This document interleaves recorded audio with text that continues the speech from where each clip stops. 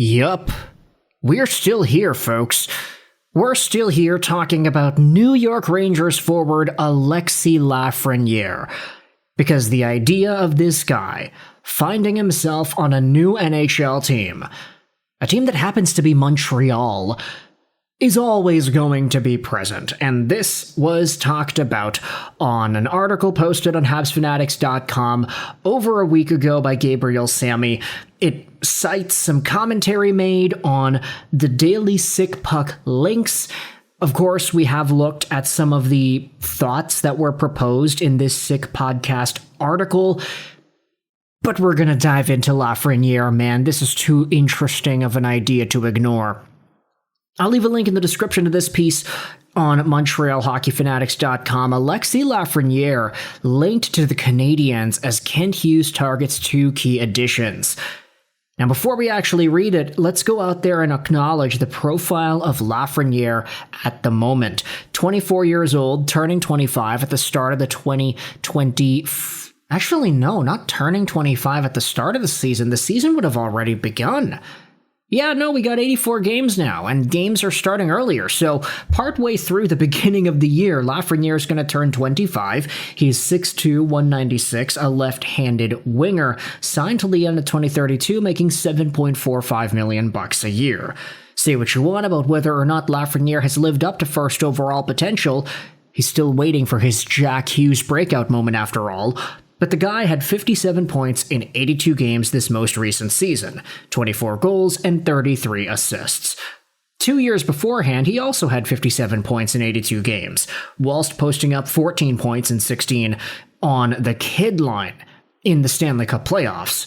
It was Lafreniere, it was Keaton, it was Capo Caco, these guys, all high draft picks from New York's past that were able to find chemistry and make things work in a third-line role. Lafreniere has been very up and down since the start of his NHL career in 2020, but now he's really established himself as a solid middle six guy, good enough for 50-plus points on a season, and maybe even 60 if he has a good year. Is that worth $7.45 million a season till he's going to be, 30? Maybe not necessarily, but he's still a guy who isn't on the worst contract in the league. By far.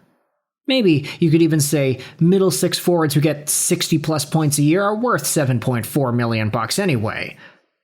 So let's go out there and read what this article has to say on whether or not the Canadiens can fill their needs with Lafreniere.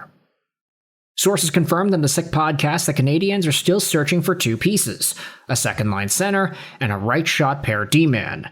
Those are the 2 holes Kent Hughes has been trying to fill for some time, 2 key positions that could push the club to another level.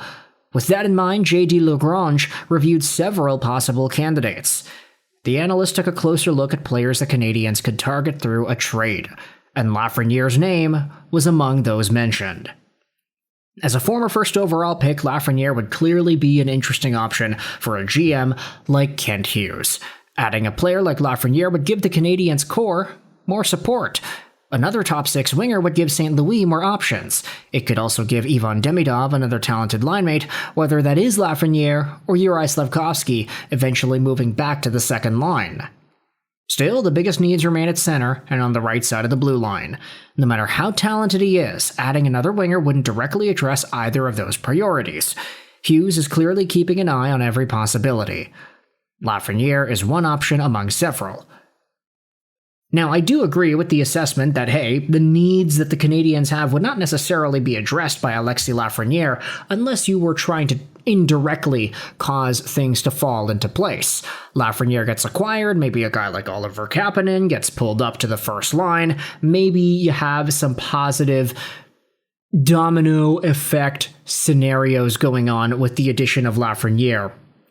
But I'm also thinking about, hey, it'd be kind of cool if you had first overall picks galore on Montreal, right? Lafreniere and Juraj Slafkovsky on the same line? What are we, the Edmonton Oilers? With McDavid, Yakupov, Hall, and the Nuge all on the same team? What are we, the New Jersey Devils with 2 first overall picks in 3 years? It gets ridiculous at a point, doesn't it? Alexis Lafreniere is a very good player at this point. Maybe not the cream of the crop, but still a fine enough guy. Do the Montreal Canadiens go out there and seek an addition like this? Another player to add to their mushy middle of forwards that are capable of playing second line but are getting pushed down to the third line. If anything, I'd say Lafreniere and Demidov would feed off of each other very well. We know that Lafreniere's strength is his smarts, the way he perceives the game, the way he reads the ice, how he reacts to opposition.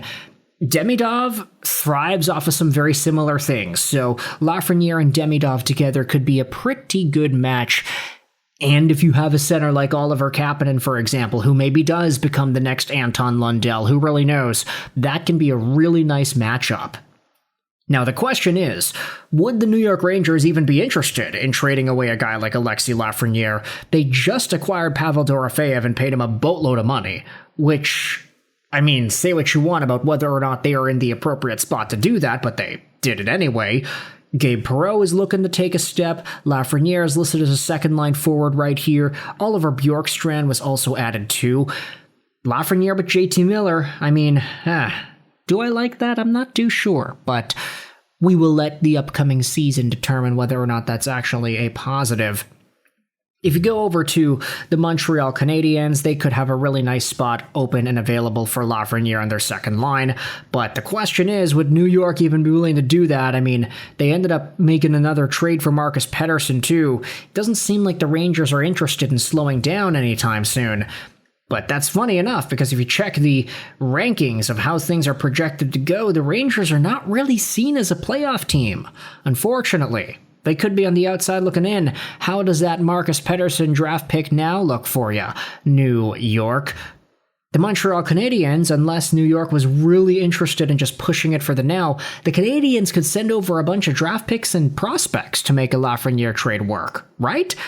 Maybe the Rangers go on a fire sale. Sell off JT Miller, he was the wrong fit for captain. Sell off Lafreniere. Sell off Mika Zibanejad. Sell off Adam Fox if you really wanted to do that, and then just build towards the long term. Imagine the haul you could get for everybody. Imagine the long-term future you could build with so many top-tier guys developing at once.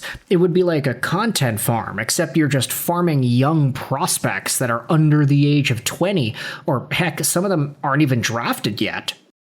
So with all that said, I'm not too sure if New York is really interested in trading away Lafreniere. He seems to be a pretty integral piece to their top six, and this is a team that very much needs integral pieces in their top six to get to where they want to go in the short term.